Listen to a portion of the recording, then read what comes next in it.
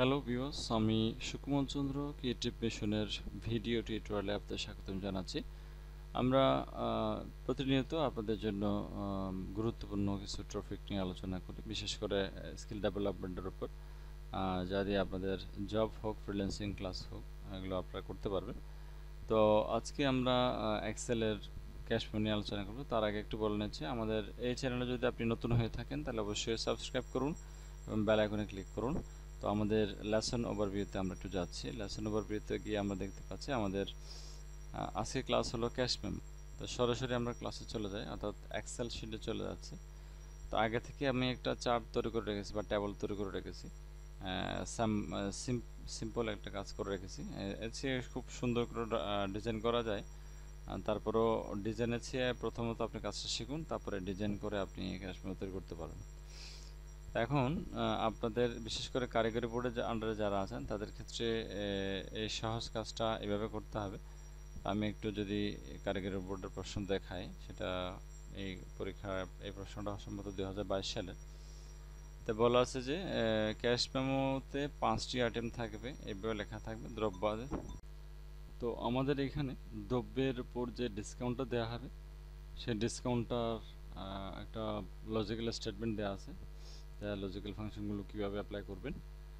দ্রব্যাদির ক্রয় মূল্য 1000 টাকা বা তার বেশি হলে 2% ডিসকাউন্ট দেওয়া হবে, আর 2000 টাকার বেশি হলে 3% ডিসকাউন্ট দেওয়া হবে, 3000 টাকার বেশি হলে 4% ডিসকাউন্ট ক্রেতা পাবে। তো এইভাবে আমরা কাজটা করব। আমরা চলে যাচ্ছি এক্সেলে। প্রথমত আমাদের যেহেতু ইউনিট প্রাইস 7000, তো দুটি যদি মনিটর কিনেন তাহলে এটা কত হবে, আমরা এখানে সূত্র অ্যাপ্লাই করছি, সমান চিহ্ন দিয়ে এই ঘর এই সেলের address into quantity address, enter দিবেন। তাহলে আপনার টোটালটা বেরিয়ে গেল, গুণ করে বেরিয়ে গেল। জাস্ট এবারটা এনে দেবেন অথবা ডাবল ক্লিক করলে হবে। তো ডিসকাউন্ট ঘরে যাবেন, ডিসকাউন্ট সেলে যাবেন, সেলে যাওয়ার পরে আপনার সূত্রগুলো অ্যাপ্লাই করবেন। ইফ তাহলে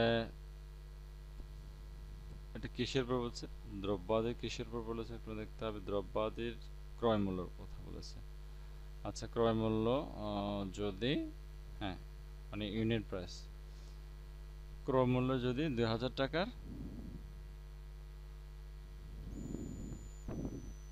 বেশি হয়, না এই টোটাল অ্যামাউন্টটা আপনি বলবেন, টোটাল অ্যামাউন্টটা যদি 2000 টাকার বেশি হয়,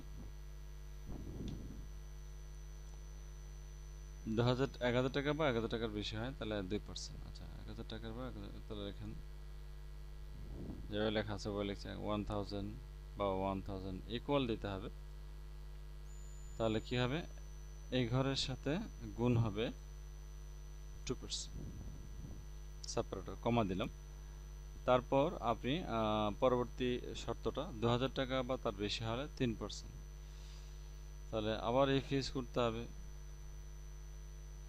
এই ঘরটা মানে I9 is greater than equal to 2000, then unit প্রাইসটা এই ঘরের সাথে গুণ করতে হবে।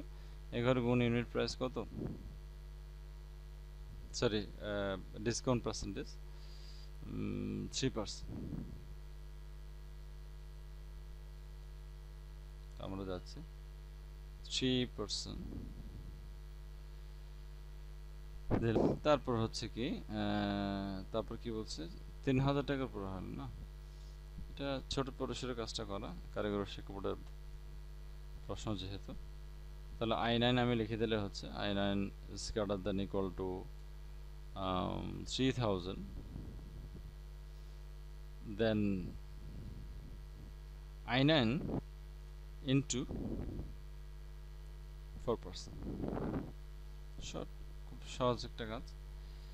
তো আমরা যতগুলো ইফ নিয়েছি আমরা দেখলাম 1 2 3, 3টে 1 2 3 3টা দিলাম, এন্টার দিলাম, ক্লোজ করে দিলাম ব্র্যাকেটগুলোকে, তারপরে টেনে দিতে পারেন, তারপর ডাবল ক্লিক করলেও হয়।